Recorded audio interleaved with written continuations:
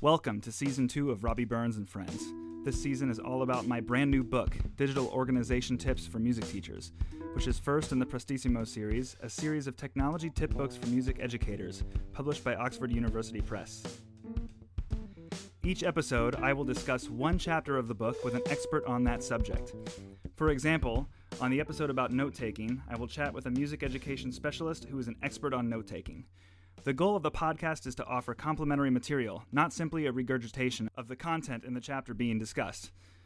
Think of these as kind of like a B-side of each chapter of the book, or even better yet, a counterpoint, complete with meta-discussion and even an extension of the ideas already in the book into new territory as provided by the experience of the guest. I hope you've enjoyed this season of Robby Burns and Friends. This is the epic final conclusion of Season 2, which is outlined in every chapter of my book, Digital Organization Tips for Music Teachers. The book came out last September, and it makes sense that we are wrapping this up around late August, early September of the following year.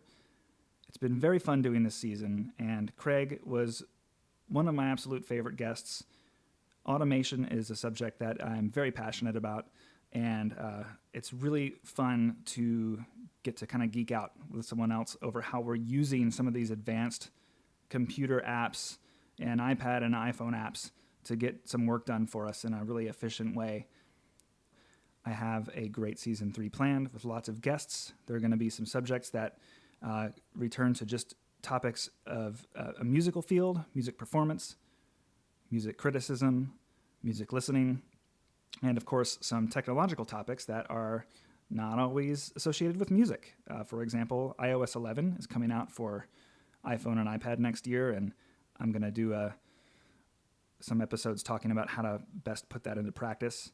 Not to mention some other topics that are a little bit outside of the scope of music teaching, productivity, and technology. So I'm looking forward to all that too. It should be fun. This has been a great and fun season to record. I hope you have enjoyed it, and I hope that this episode gives you some inspiration on how you might try some more advanced automation tools on your computing devices. I hope you've had a great summer, and I hope you're enjoying the beginnings of your next school year. Well, the reason we're here today is to talk about automation and advanced workflows. And I'm super pumped about this. Like you, when I don't remember how I stumbled across your blog, The Class Nerd. I'm sure that it was just, I was like drilling down into some replies to like a Twitter chat about something Apple. And then I just, I said, oh, it's cool, a blog. And when I, went to the blog, I was surprised to see, that there's another, I guess the only word for what your focus is on your blog is sort of like a Mac or an Apple power user kind of a focus, someone who's just trying to push Apple products to their fullest productive capability. Yeah, that's what I love to do, and so sharing that with people's a lot of fun. And this is cool because though my book is music focused in the content, a lot of the stuff in it is really just productivity software and tips, and automation is no different. So though you're not teaching in a music environment, I thought that maybe we could dig in to some of the apps, some of the workflows that you're using in your class. I think that the teaching community at large will relate probably to some of the things you're doing. Some of the stuff I'm doing is very specific to the band environment, like working with seating charts and scores and things. And I know you're doing a lot of stuff to like manage lesson planning and classrooms. I want to know about all that. So do you want to talk at all about who you are and like what you do, your blog, or anything like that? I'm Craig McClellan. I'm a second grade teacher, so it might be a little different for your audience, but I love teaching. I teach everything, but I also have a music background. I was in band all the way from middle to high school. I played some tenor saxophone, and then I was drum major in the marching band my senior year. So I love music. I was a guitar major at Belmont University, and really music has been a big part of who I am, but also Apple and technology and things are a big part of who I am. So I have a blog called The Class Nerd that I talk about mostly thoughts on Apple. Every once in a while, I'll share something random about Star Wars or something because nerd is in the title. But yeah, I love helping kids. I love helping kids learn technology. I love helping teachers use technology. And so I'm excited to be talking to you today. Automation and advanced workflows are the kind of subject that, like when I'm doing a conference presentation on something related to this area and I get to this section of a presentation and I start to talk about some of these powerful apps that can kind of like manage some clicks and taps for you behind the scenes, I always get these like really blank stares when I introduce the topic. Like when the slide that says automation goes up on the screen, everyone's just like eyes look glazed. And then I kind of get into it a little bit and I start like, usually I'll talk about drafts and workflow, and then I get to Text Expander, and then you start to see like when I show Text Expander, which is an app that'll you type a couple of keystrokes and it'll expand a much bigger body of text, you start to hear like from the audience like, what? Like people are like, it really wins people over. And you know, I actually did a session in Maryland at our music educator conference last spring, and I told them all, I'm like, listen, I gave this exact same presentation last year, so I'm just going to flash all the topics in my book on the screen, and then I'm just going to let you guys pick what you want to hear.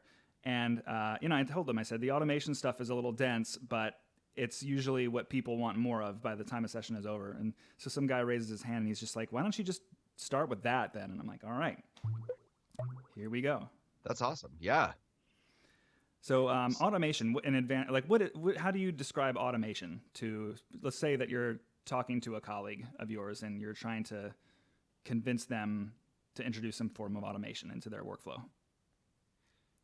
I feel like the way that I like to think of it, and I hope appeals to other people, is automation is having your computer do work for you instead of you having to do everything yourself. You're getting the computer whose brain is a lot faster than yours to get certain things done for you and make your life easier.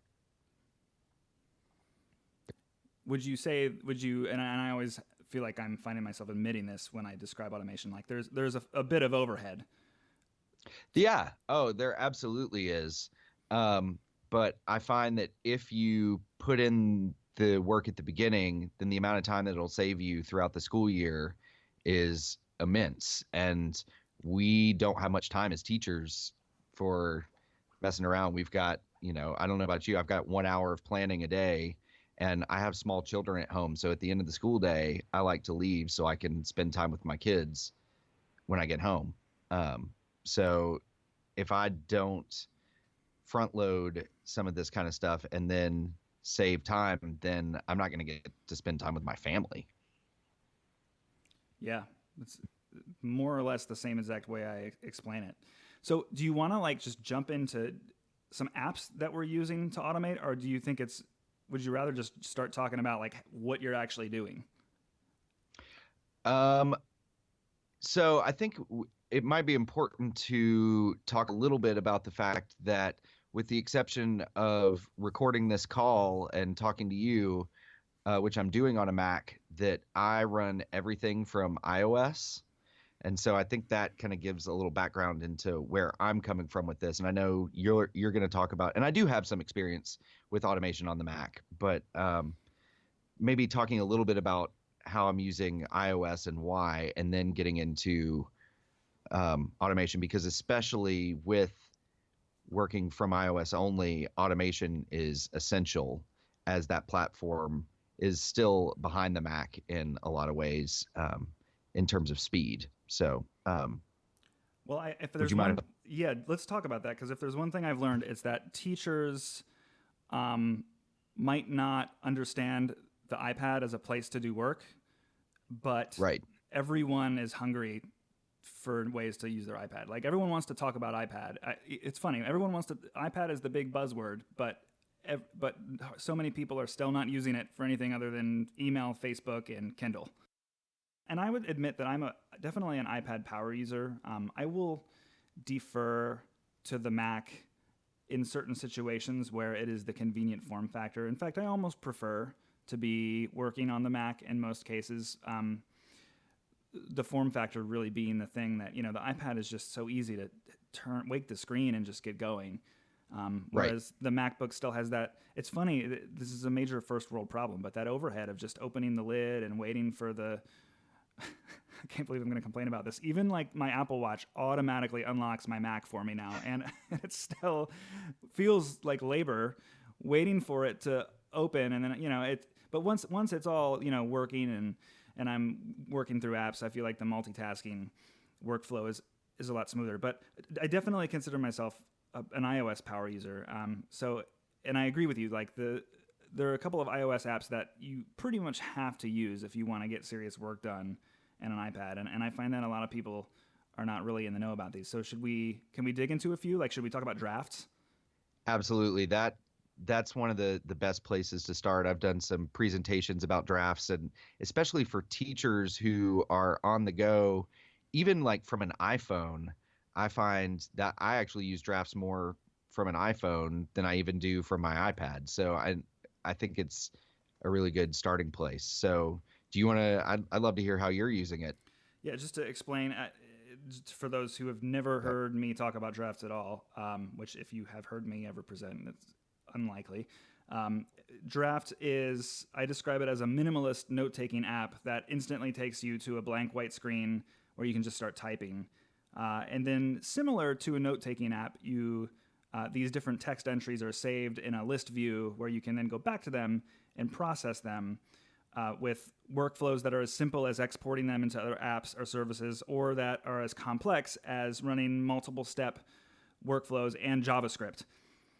So it's making the text entry as light and easy as possible, and then on the back end, the processing end, allowing you to do some pretty powerful stuff. So I'll just to give you an example here. So like if I'm in a conversation with someone and they're just mentioning something that like a movie that I should check out, or even if it's like an app I should check out, or if it's a task I need to do, like I'm in a staff meeting and I remember that I need to prepare some kind of document by some sort of date, all of that stuff gets logged into drafts. When I launch the app icon, I'm instantly taken to a keyboard and a blank white screen where I type.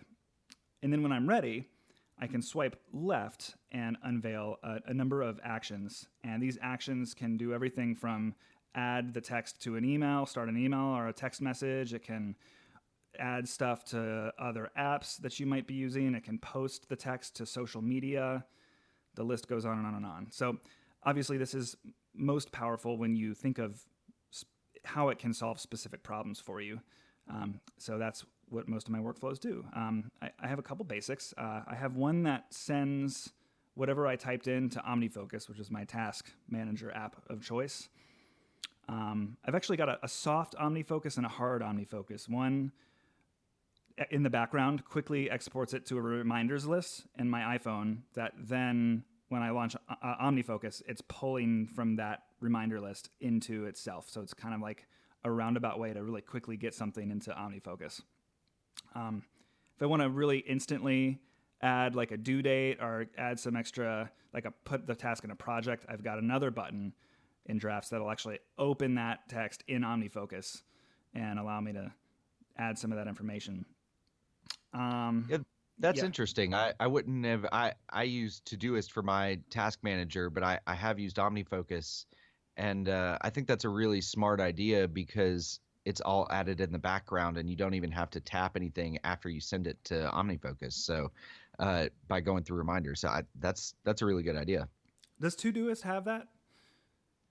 I believe it does. I have not tried to set up the connection to Apple Reminders, but I'm going to make a note in Todoist to check that out after we get off this call. It's a good feature, and I actually hold that thought because I want to ask you some questions about Todoist. I've explored it deeply. We could probably do a whole hour on task managers, but we'll table that. We'll come back to that. So, got it.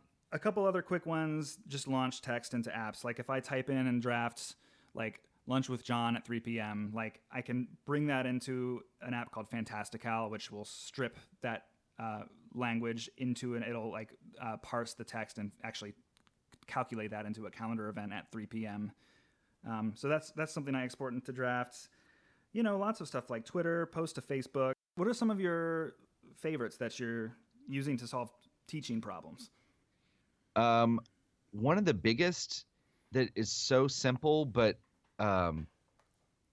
is a huge help to me. So as a second grade teacher, there are 6 second grade teachers at my school, and we communicate through text message. I'm not really able to convince a lot of them to move to something more advanced like Slack. But so we text all the time. But sometimes that text conversation, like trying to locate it in my list of messages on my iPhone, is a pain. So I can just type whatever I want to send to the team in drafts, and then I have a drafts action that just pulls it up to a group text to my team automatically, and then I can send it off without having to dig through, find it, then type out the message. I can get that done quickly. The same thing goes. Like I have one for my wife as well, just as a personal one. But my big one that I've been using a lot here at the beginning of the school year is I do my parent newsletter. I send one out every week to my families, and I type that up in Ulysses and then export it as a PDF into email. And a lot of times, like, for example, we're starting our big fundraiser of the school year, and we had the kickoff on Friday. And the person doing the presentation was like, hey, and students, make sure that when you bring in money, you only bring in the money for the fundraiser on Tuesdays and Thursdays.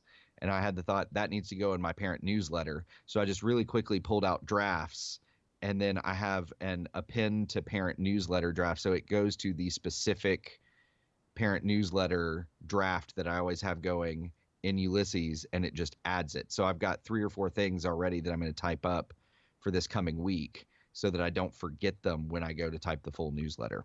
That's a great example. Actually, appending stuff is a really great use of drafts, and I do this a lot more.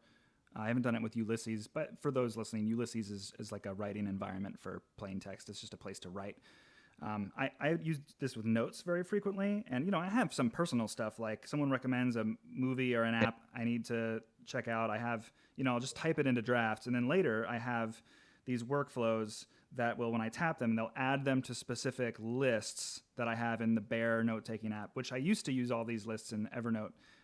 That's a subject for another time, but basically, I'm with you. Yep. I'm not sure how I feel about Bear yet, but it's basically it takes whatever movie or app I typed into drafts, and it adds it to a to-watch list, to an apps to try list at the very bottom of the note, and it even adds a little checkbox. So once I check out that movie on Netflix, I check it. A more teacher-friendly version of this workflow is I have one that I use for music repertoire. Like if I learn about a piece of music I might want to check out or order from my band, I have a running list of repertoire ideas that's just in a note that Drafts is able to look into and append that note with whatever name of whatever piece I've typed into the drafts entry. Yeah, that's awesome. I think besides the ones that you said, because I do the same thing with Fantastical, and that has been the one thing with Todoist that I haven't really, I have not been able to use drafts very well because it doesn't work as well with URL schemes, which basically a lot of the way, I just bumped my microphone. Hope that's not making too much noise. A lot of the ways that these apps talk to each other is something called a URL scheme. And basically back when iOS was first introduced, there was not an easy way for apps to communicate with each other. And so Greg Pierce, who is the developer of Drafts, and Marco Arment, who was one of the founders of Tumblr, and his current app is Overcast, my podcast player of choice.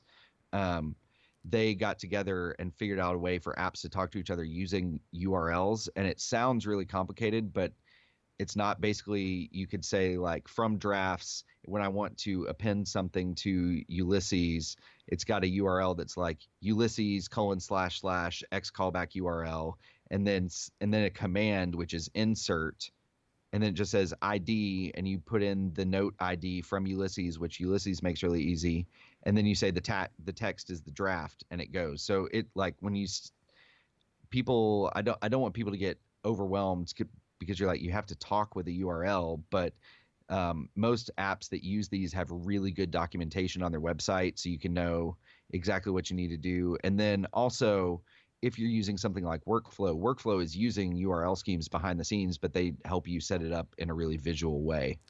Yeah, that's what And I I don't even. usually. Yeah, go ahead.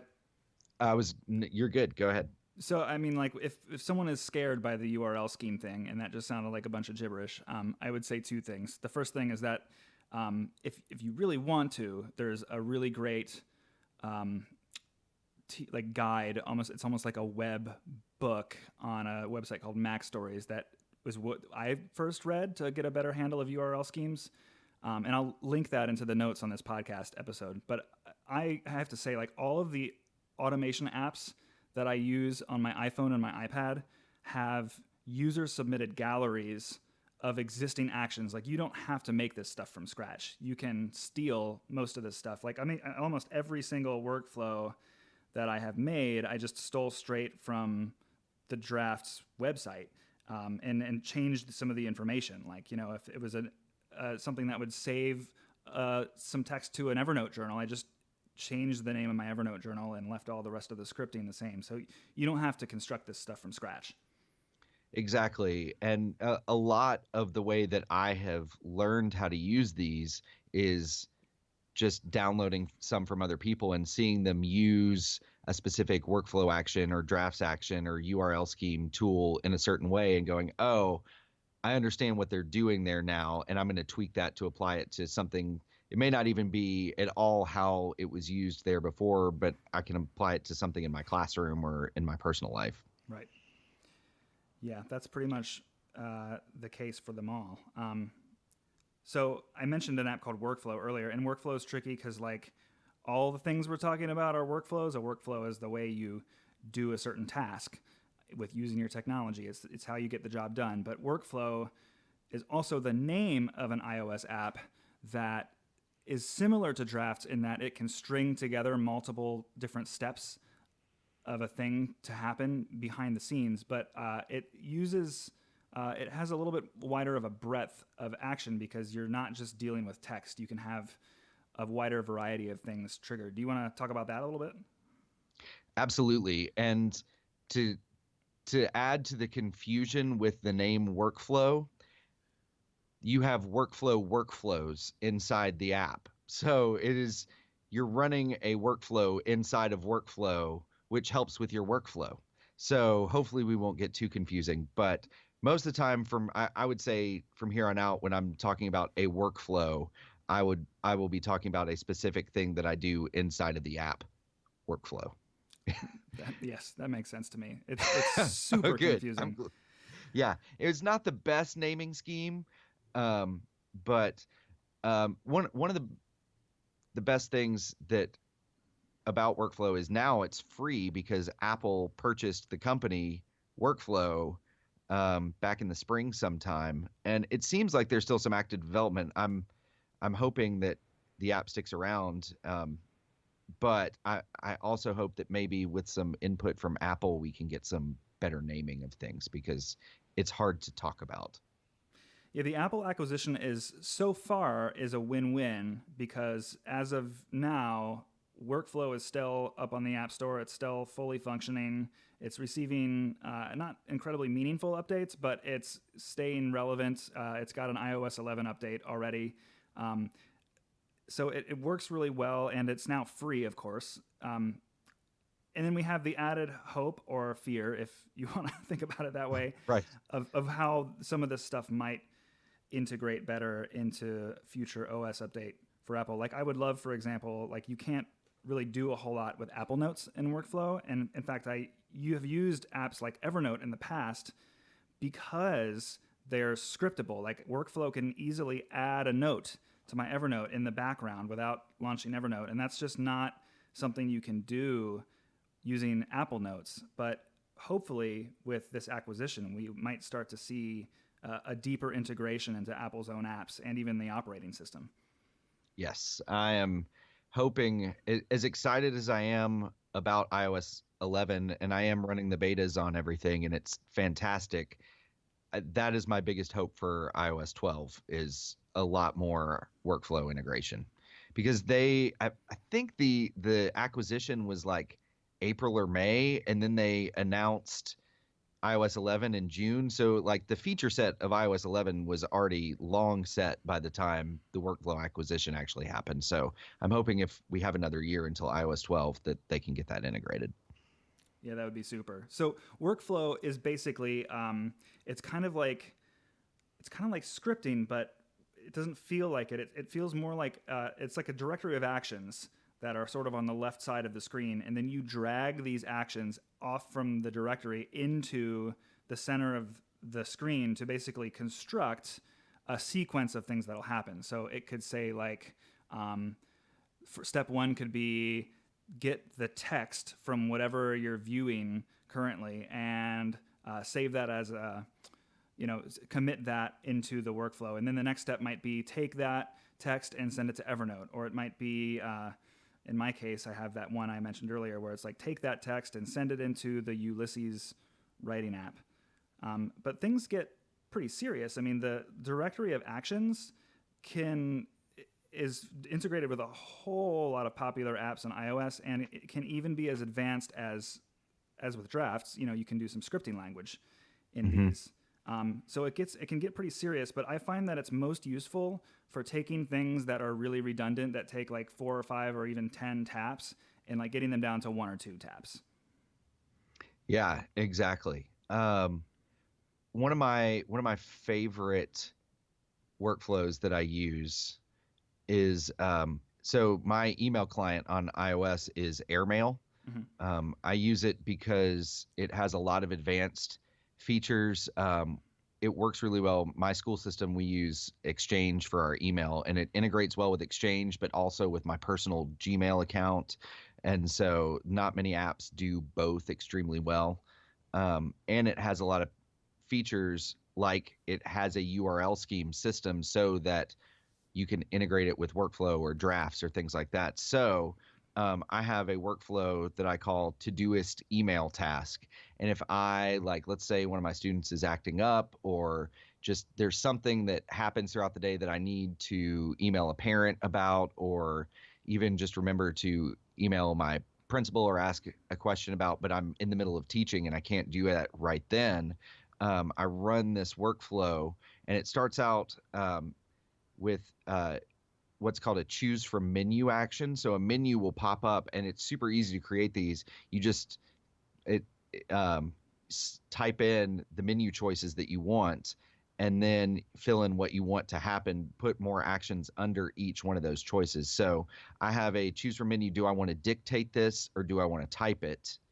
And so if I'm holding my phone, I can't really stop and type. I'm walking down the hallway and I just want to dictate it really quickly. I'll go through and it'll ask me a couple questions and I'll dictate the answer, or I can type it in. So it'll say like, who do you want to email? And I will answer that. And then it'll say, and what do you want to email them about? And then it's going to create a task in Todoist, and it'll ask me when I want to have that done, whether it's today, another day, or just no due date, and I can do it whenever in Todoist. And then it will, and it asks me if I want to use my personal or my work email address. And then it puts all of this together. And I'll send you this workflow so that you can put it in show notes. So your audience can see what I'm doing with this. And that's one of the great things about workflow is you'll tap on the link in show notes or anywhere, and it'll pull up and import it into workflow for you. But basically it sets up a Todoist task for me that says email blank about blank, and then and sets it up the due date. But then it creates a link in Todoist. So the Todoist action is a link, and it opens up a blank email in Airmail for me with the subject already filled in and from the correct email address. So I can just type in who I want to send it to and start typing my email. That's awesome. That's the perfect example of like a teacher using workflow in the heat of a busy moment to really quickly capture something that can later be turned into a meaningful action. Yeah, that's why I went with that one first, actually, because I love it so much. I use it constantly throughout the day, whether it's email a colleague to ask about this field trip that we're doing or whatever it is. I constantly have to remember things, and I'm sure you do as well because you're using OmniFocus, but I subscribe to the GTD philosophy of concept. If you think of it, you've got to get it down somewhere, document it somewhere. Otherwise, you will forget it. And I know for me in my brain and busy teaching with having 19 7-year-olds running around me at all times, I will forget to do that email if I don't make sure Todoist knows about it. Yep, exactly. Listeners may refer to episode 2 of this season where Dr. Frank Buck and I talked about task management, and GTD gets some love in that episode. So, yes, super. I'm trying to think about like what is for a music teacher, and I could totally, actually might steal, I'm going to like go to my own show notes and take that workflow because I actually could see myself using that pretty much exactly as you have described it right there. One of the ones that I do that's like a little bit more music-y is I've got these seating charts, and I've designed these in an app called OmniGraphic, which is just basically I wouldn't call it an animation tool. So I guess the app I used to use was Adobe Illustrator, so it's kind of like an Illustrator design tool. I use it to make graphics. So I've made a seating chart for my classes. Performing ensembles are very large, and I have 60 students, sometimes 70 in my band class, and I need a way to informally track information about them that can later be turned into a meaningful grade or a meaningful type of parent feedback. So I needed a way to really quickly take notes on students and have data that I could refer to later, but that would also support the rehearsal grade that I give each of my students once a week, and would help me to sort of track that progress. So what I do is I scribble on this PDF. I use it like it's a piece of paper. Of course, I don't want to have one seating chart for the whole school year. I want to generate a new one regularly, and then I can track them by date. So what I did was I turned this OmniGraphic seating chart that I designed into a PDF file. It sits in Dropbox, and then I have a workflow it's only 2 steps, but it's 2 steps that would take like 20 taps in the Dropbox app to complete. I just simply, step 1 is it looks for the PDF file in my Dropbox. And step 2 is it opens it as a new note in an app called Notability, where I can then scribble on it with the Apple Pencil. And then Notability is just by default saving those notes by the date that I've created them. So if I need to go back at the beginning of the week and see all of the things that my students were doing or not doing that they should have been, then I can easily generate a grade. And I have a rubric that I compare those notes against, which helps me to make that grade. So if a student doesn't have their instrument, all I'm doing is I already have this clean seating chart every day in front of me. I'm just writing the letters NI on top of their name on the seating chart. And it's pretty informal, but it's a really easy way without stopping what I'm doing to take some of these notes in a large class and then to later sit down and make more meaningful ideas about that. Yeah, I love that. I may need to steal that from you as well. I love OmniGraphic. I think it's great software, and I too make my seating chart in OmniGraphic. So another plug for them.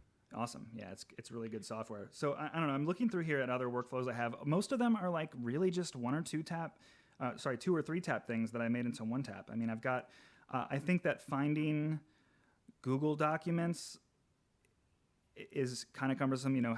I teach in the Howard County Public School System. We're a Google Drive system, and I don't really love how much Google Drive emphasizes the web. So I like to be able to drill down into the actual files in my Google Drive, which of course on the Mac, you can install Google Drive and have your folder and all of your files live on your hard drive alongside your documents. On an iPad, this might be changing with iOS 11, bringing a files application to iOS. But But in the meantime, I just needed a really quick way to launch straight into a Google Doc. And so I have I'm looking through here, I have tons of workflows where all they do is they take a URL, like a link directly into a Google Drive doc. And then the second step is just to open it within the correct Google app. So like one of them will take a look at the URL to like our instrument inventory is kept in a Google Sheet. And then step 2 of the workflow will just open that sheet in the Google Sheets app on iOS. That's awesome. Tons of stuff like that.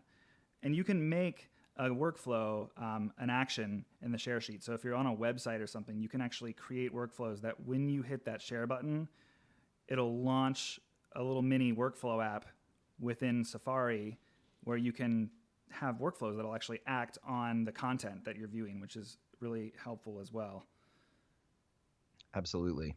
And one of my, speaking of ways to run workflows, their Today widget, I guess that's what they're still calling them in iOS 11, but their widget, you can launch workflows and even interact with them in real time. Like if you have a menu pop up, most actions can happen just straight from the Today view. And so that's a super handy way to get stuff done. And it's, that Todoist email task that I mentioned earlier, like that's where I run that from. Because I pull up my iPhone and swipe over to the Today view and immediately hit that and I'm good to go. Which is again, taking out friction from getting tasks down into Todoist because it just takes a swipe to get there. Yeah, it's super easy. That's one of the few apps that I regularly depend on in the Today view. Just a couple of quick tap things. Yeah, I'm looking here at which ones I have in the Today view. So when I swipe right on my home screen, I can, within one tap, I can view my instrument inventory, view our music library, view instrument assignments. I can launch into a specific iTunes playlist that I keep a lot of recently listened music in. And then I have all my seating chart launchers that launch new copies of seating charts. So yeah, it's super powerful. All this stuff is happening in a drag and a tap that would otherwise take 10 taps. Yeah. I'm always really bad because I'm getting the information. I think of the Today view as being to the left of the lock screen. So I want to say swipe left, but you swipe right to get to the left. Semantics, I'm not good at them today, apparently. Yeah. I always just kind of say it without thinking about it and then just hope people will figure it out because I'm sure I've said the wrong thing hundreds of times. But yeah, I guess it is a swipe right. I'm doing it now. Yeah. Yeah. So I don't know how much you and fellow music teachers, like how much lesson plan writing do you do? Like, would it be helpful for me to talk about some of the ways I automate some of that? Oh, yeah, definitely. In fact, I'm going to sneak in a Mac app too while we're talking about this. I don't do, I actually am, I've done lesson plans a number of ways. I'm pretty informal about it. In fact, sometimes I'll actually just scribble some notes about the rehearsal on that notability seating chart. Mm-hmm. And that will be what I do the next day. And then what I do is I have a keynote presentation running on a Mac that has the agenda all laid out for the students. But that's very bare bones. It's not very detailed. So that's just easy to type in. But then Notability has some specific spots. Of course, I'm running the Fourscore app side by side at the same time as Notability. So I'm also marking up my score and figuring out what kinds of things we're going to do the next day in rehearsal. So when it comes to lesson planning, I find that I'm much more formal when I have a sub. So I've done a couple of things. I'll usually use that writing app Ulysses we were talking about earlier. It's just a nice, clean environment to type text. I don't need to write it in Microsoft Word and worry about headings and bolds and underline stuff. I just write it all in plain text. And I have a really cool, I use an app called Text Expander sometimes, and I actually have I have a blog post from a really long time ago about using Text Expander in the music classroom. What I can do is, if it's one of those, I'll typically get a music sub to cover for me, in which case I will leave them detailed notes on the students and the score and what kinds of musical goals I have set up for that day. And that'll just be a document that I leave them on the desk. But if I'm in an emergency mode and I have to resort to the good old Stomp DVD, I've got a text expander snippet that actually will automate lesson plans for me based on frequently viewed DVDs. So Text Expander is an app where you can designate short series of keystrokes that will expand into bigger bodies of text. So like I'll type in the word H address, which means home address, and it'll like type out my whole home address. So when I'm like sharing it with someone who's a prospective private lesson student, or if I'm typing it in a field on a website, it just comes right out more naturally. Text Expander does these like dynamic sheets where you can actually have, before it expands the text, you can have a little menu come up where you choose some items from drop-down menus. So I've got a keyword called, I just type out the word lesson plan with no space in between, and then a little dialog box comes up where I have a little drop-down menu for like which DVD is the one that they're going to watch, and then I have like drop-down menu for like which class it is. I just choose a couple of quick options about the class, the period, and then Text Expander takes all that information and automatically blurbs out a lesson plan into a word processor that I can easily just reuse, and I just hit Command P and I print and I leave it on my desk. So that's kind of a fun one. Yeah, I back when I was using a Mac more, I loved Text Expander. Unfortunately, on iOS, it can't be in every app. Developers have to work with the Text Expander software development kit, or SDK, and implement it. And just not every app uses it, including like email, which is a big one. And so I've actually found that I do a lot with workflow to automate the generation of text instead of using Text Expander. It does exist on iOS, but it's just not as good, and it can't be, at least right now. And so, but if you're using a Mac, one of the first things you should put on is Text Expander. It is actually one of the first 3 or 4 apps I install on a new Mac. Yeah, absolutely.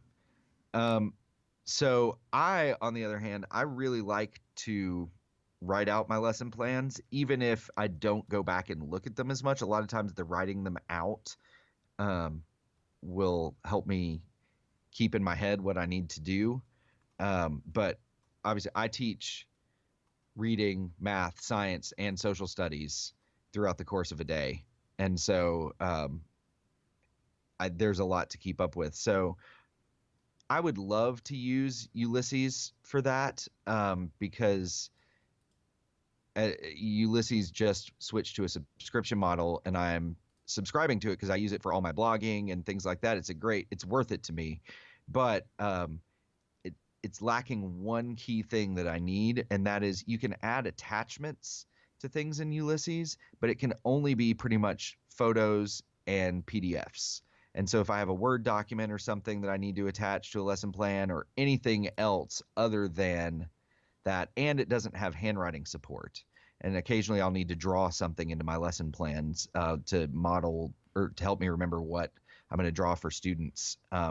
So I use Bear. So I am paying 2 subscriptions for 2 different Markdown text editors.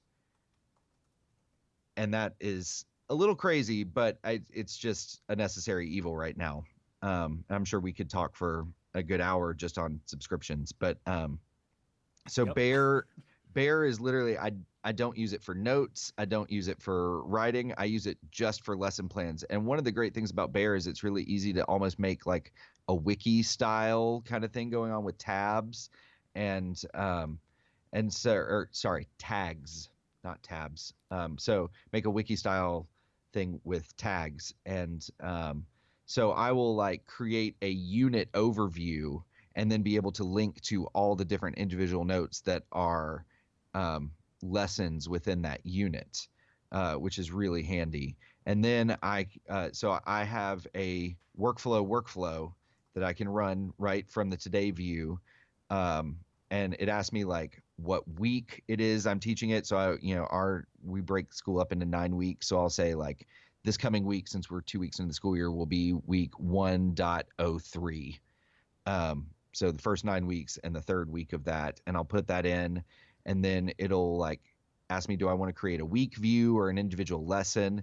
And then it asks me what unit it is, and I have a bunch of units put in. So like math unit 1, social studies unit 3, however you want to, whatever unit you want. And we're an international baccalaureate school, so we also have IB units that we're looking at. So who we are, and things like that. And then it will create a lesson plan template for me that I can just fill in, that has like places for me to put what standards I'm teaching and what materials I need, and then exactly what my instruction's going to be. And then because Bear you can add attachments to, I will, if there's a graphic organizer that I'm using that I need to print out for students, I'll put that in the lesson note or as a PDF or a Word document, whatever it's in. And then I have another workflow that will remind me. I can tell it, hey, I have something in this Bear note that needs to be printed at a specific time for my students. So remind me to open up this Bear note at this particular time and print that particular thing to make sure I have it ready for my lesson that day. And then at that point, does it provide you with a button that you can tap that'll actually take you into that exact note? Yeah, exactly. It puts into my Todoist print this from this Bear note, and I can tap the link in Todoist, and it opens up that Bear note. That's super powerful. So I have a question and a comment. Okay. The comment is, one of the things I really do miss now that I use Evernote a lot less, and people who have, I assume that the majority of people who are listening to this probably know me in the state of Maryland. So I'll just say that if you read my blog or if you've heard me speak or know me at all, you probably know that I was a very, very big Evernote advocate. I've been kind of slimming down my use of Evernote. I just find that I don't prefer the feeling of the app. It's cluttered and complex. So I've, for the first time, did not this year renew my Evernote subscription, and I've been trying to piece together some other apps to take its place. And I'm using the Apple Notes app for the majority of my work. But this Bear Notes app is something that I'm playing with, and I agree with you that it really is very similar to the Ulysses app. But one of the things, there's a number of things that Evernote did do, not in an elegant way, but it just did them, and I appreciated that it did them. And one of those, which seems like it would be a little bit more of a direct way to do some of the work you just described, is like you can create an Evernote note, and then you can share a live URL that'll take anyone directly into that note in a web browser. Is there any way you can do that with Bear or with any of the tools you're using in that particular workflow?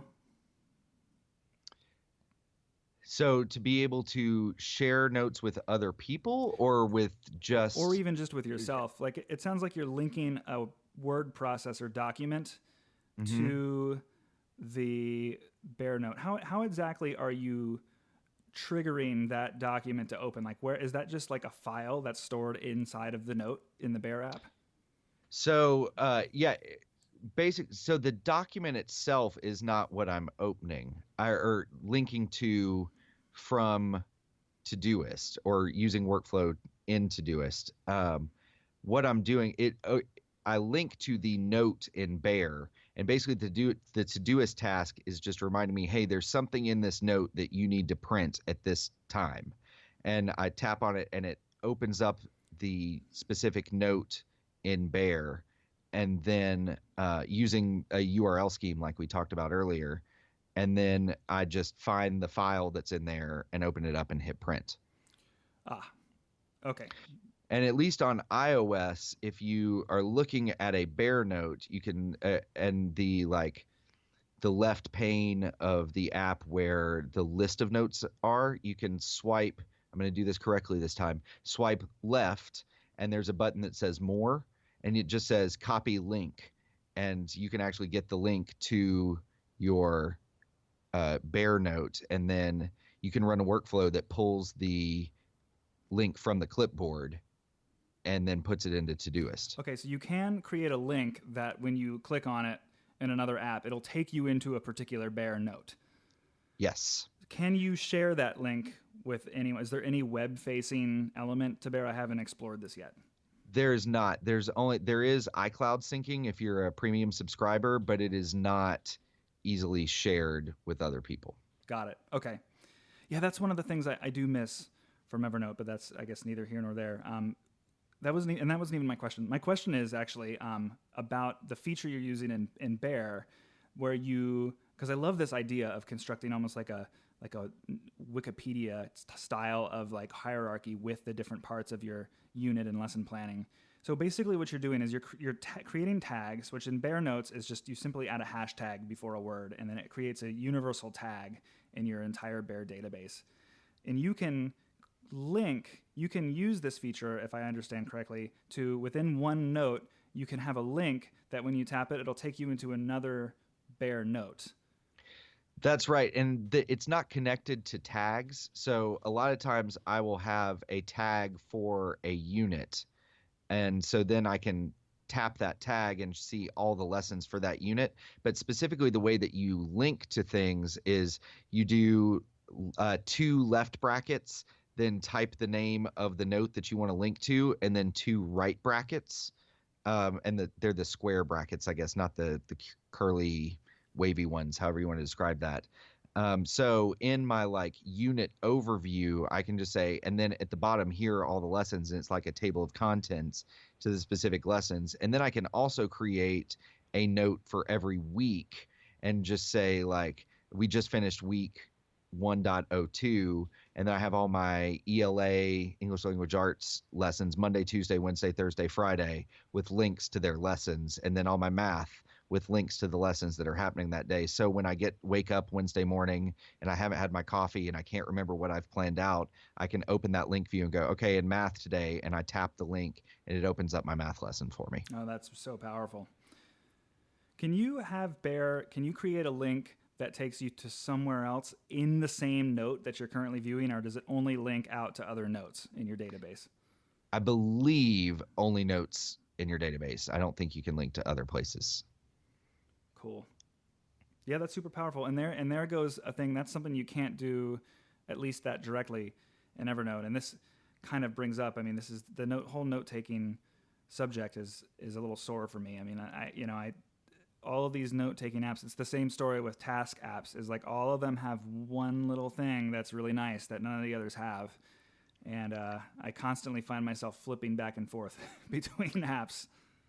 Yes, I'm the exact same way with Evernote that you were. I was like the biggest Evernote evangelist you've ever seen back in like 2012, 2013.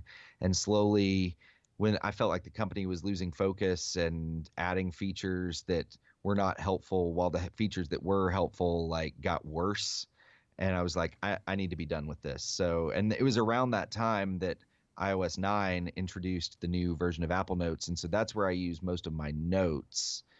But for powerful things like managing all my lesson plans, I need something more than just Apple Notes. So I use Bear, and then my main Markdown text editor is in Ulysses, which, to go back to mentioning Markdown, that's one of the things I love because I write in Markdown, which I feel like is another thing that is essential if you work mostly from an iPad.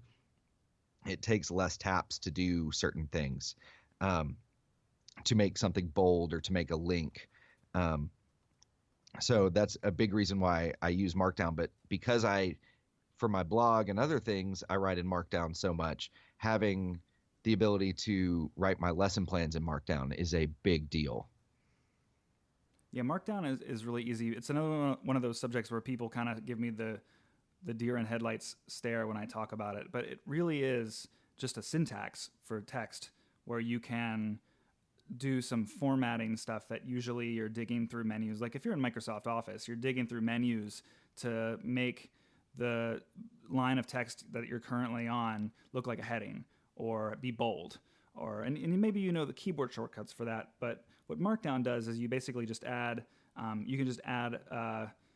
like what is a good example? Like asterisks around a word, and it will automatically bold that word.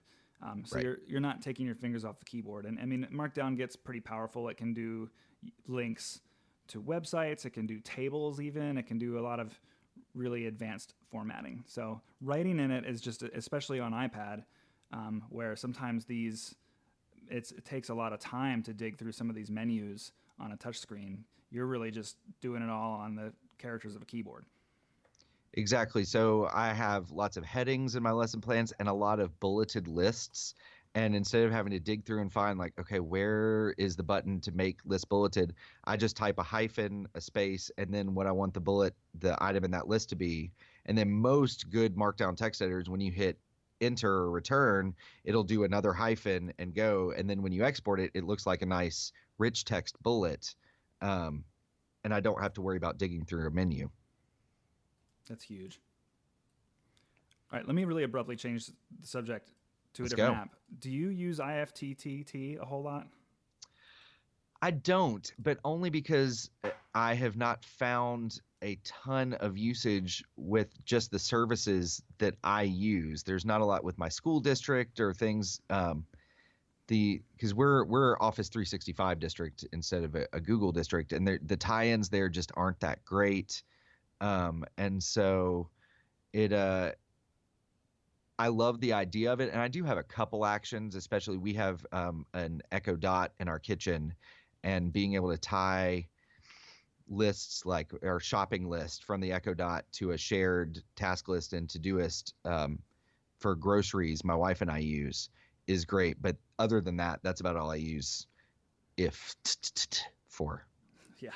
For those listening, IFTTT is if this then that, and it is a website, a service actually that is free, which allows you to link different web services together using if then statements. So like if someone tags me in this Facebook post, then save that picture to my Dropbox in this particular folder. And it goes from stuff like that that's social and productive all the way to things that involve home automated products. Like if I say to my Amazon Echo, Alexa, turn off the lights, then tell my Philips Hue light bulbs.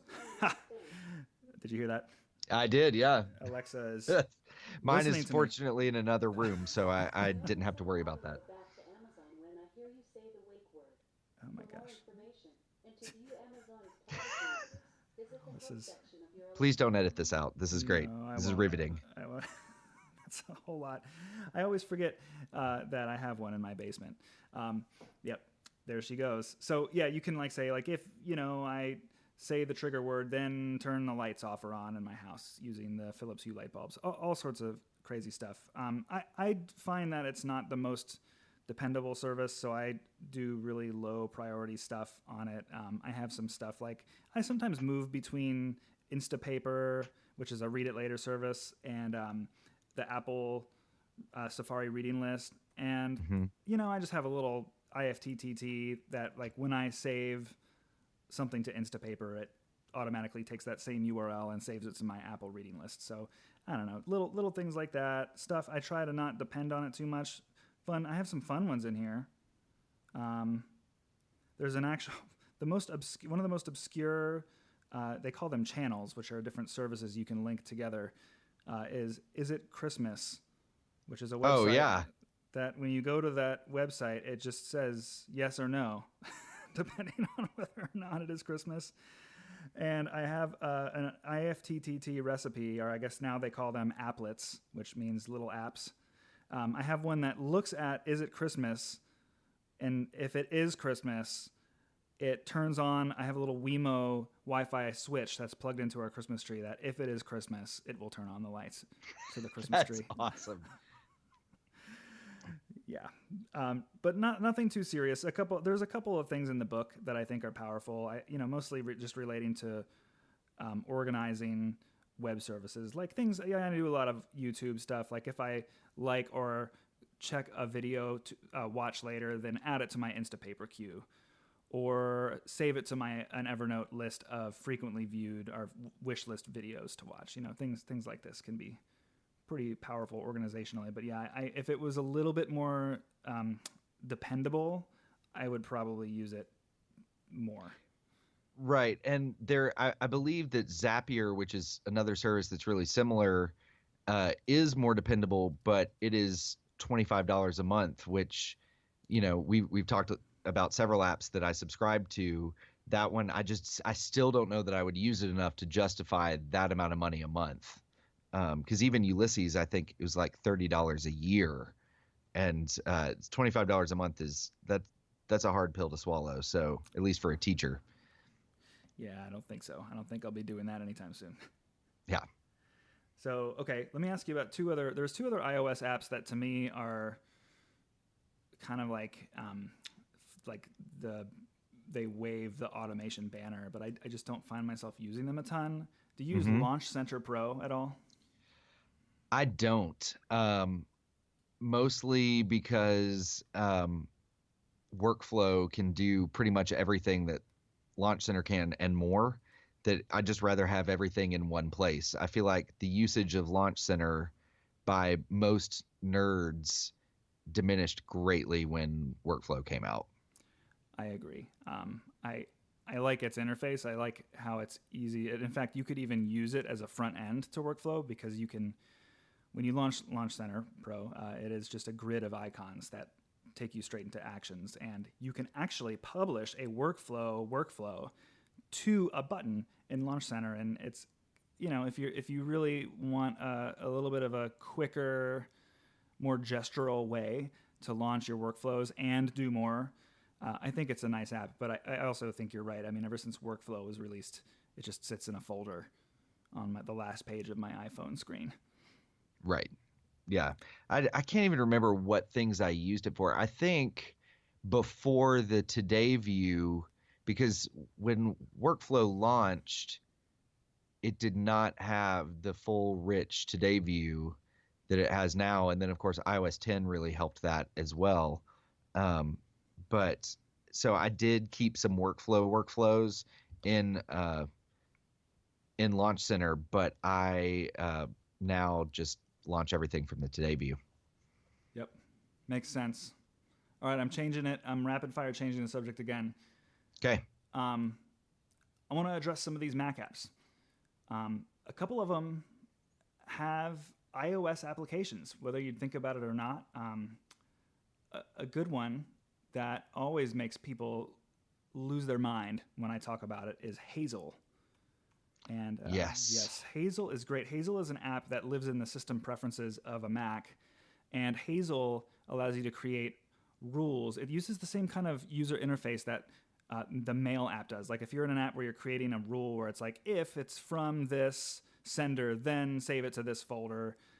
It's using that same kind of model, only it's allowing you to script the movement of files on your hard drive.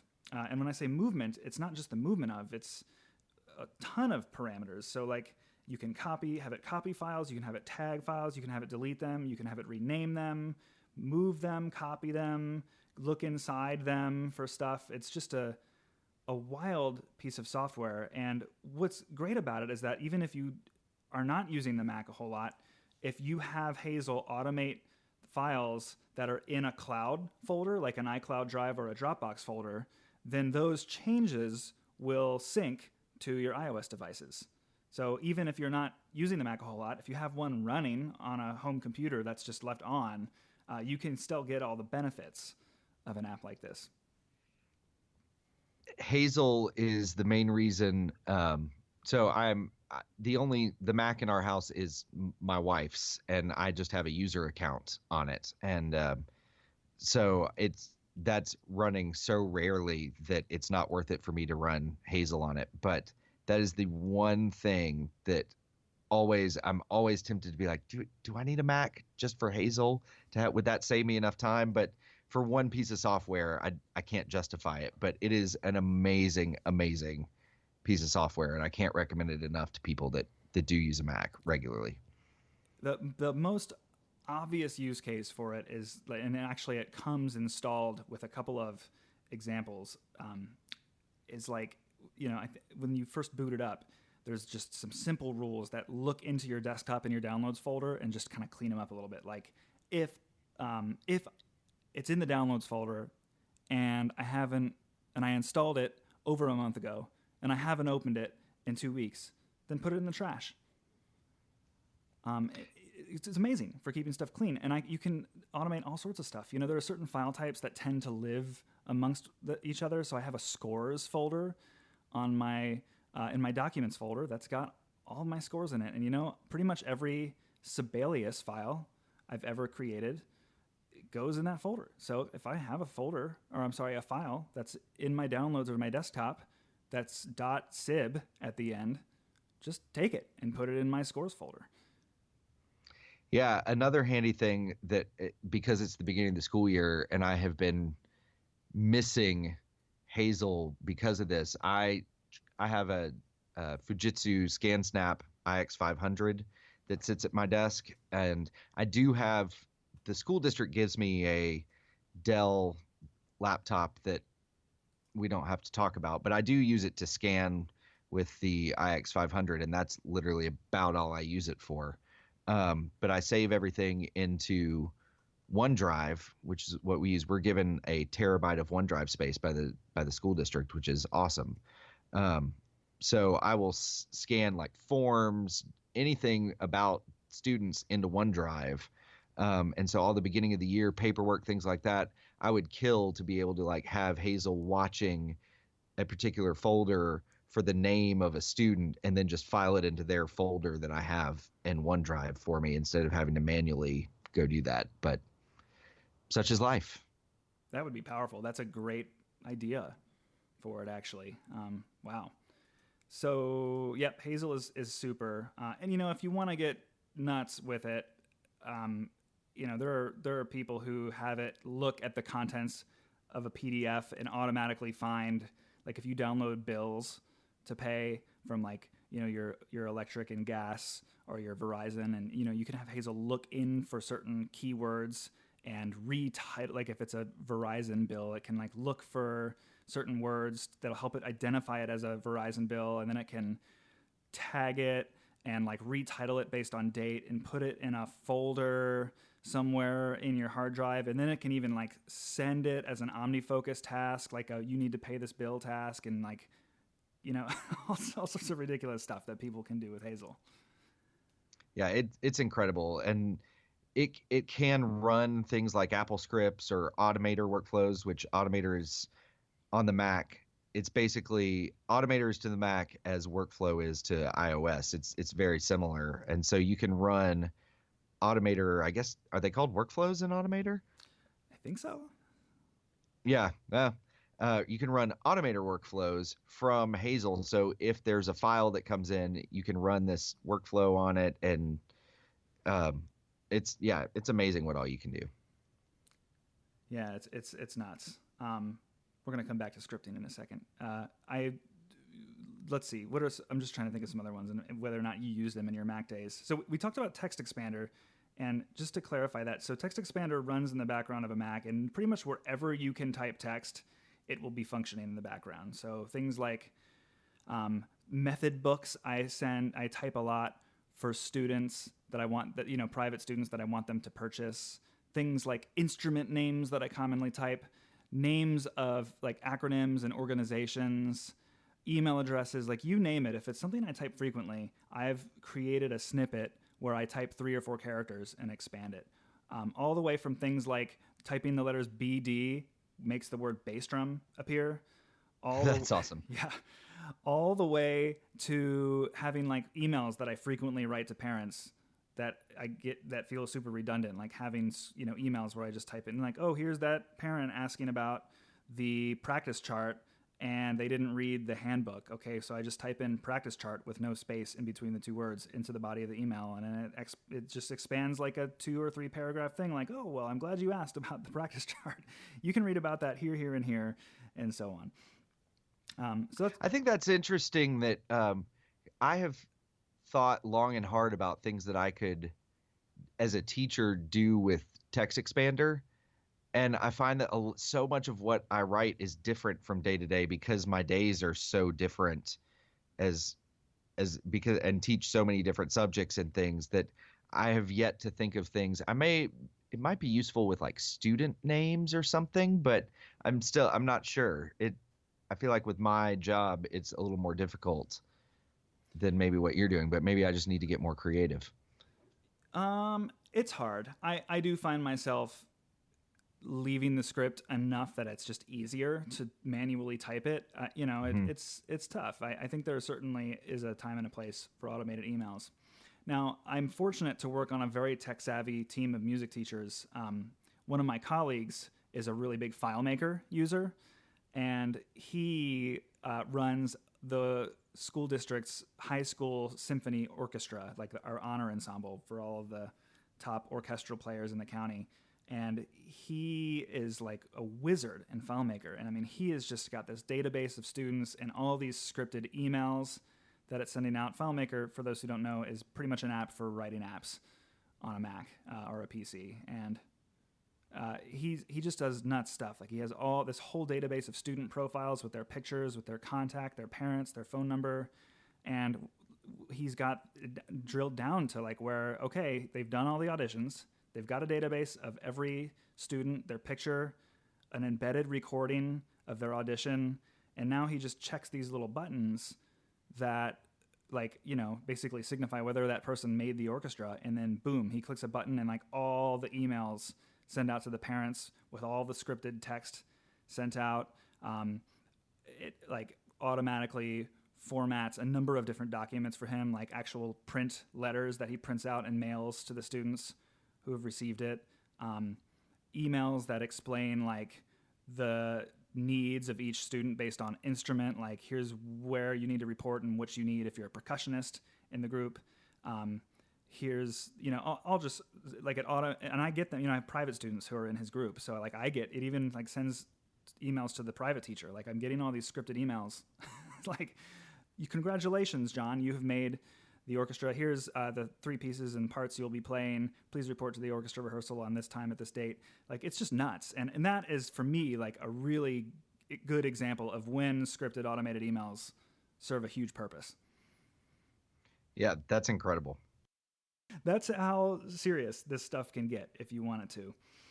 I'm of course, this is speaking from the perspective of someone who like I spent some nights this summer playing The Legend of Zelda, but most of my nights I spent watching tutorials on Final Cut Pro and Ableton Live. So, if that's your idea of a good time, then some of this stuff, if it becomes a hobby, can then benefit you in the classroom.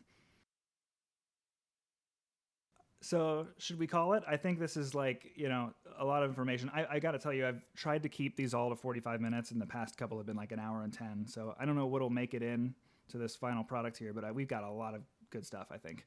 Yeah, and I've really enjoyed this, and hopefully, between your blog as well, and obviously I'll share about my blog again before we head out, but I've got a draft of a post that's going to go up soon about some of the email tasks that I use with Todoist and workflow. So, because there's some weird glitches with it that I've found fixes for. So I was going to share some of that and how I'm using them. So, if people are interested, then hopefully, aside from this podcast, we can keep helping people out.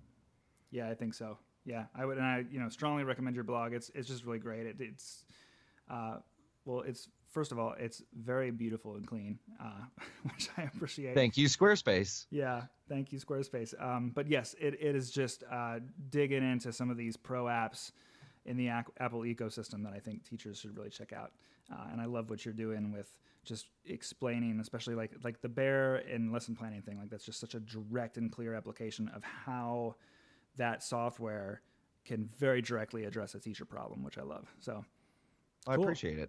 Yeah, I'll put all that stuff in the notes. I'm doing one about like productivity utilities and apps with the choral professor and one of the music education professors at University of Maryland over here. That's next week. His is going up first because it's first in the book, and then hopefully in the next 2 weeks, I'll edit this down and I'll let you know when I'm posting.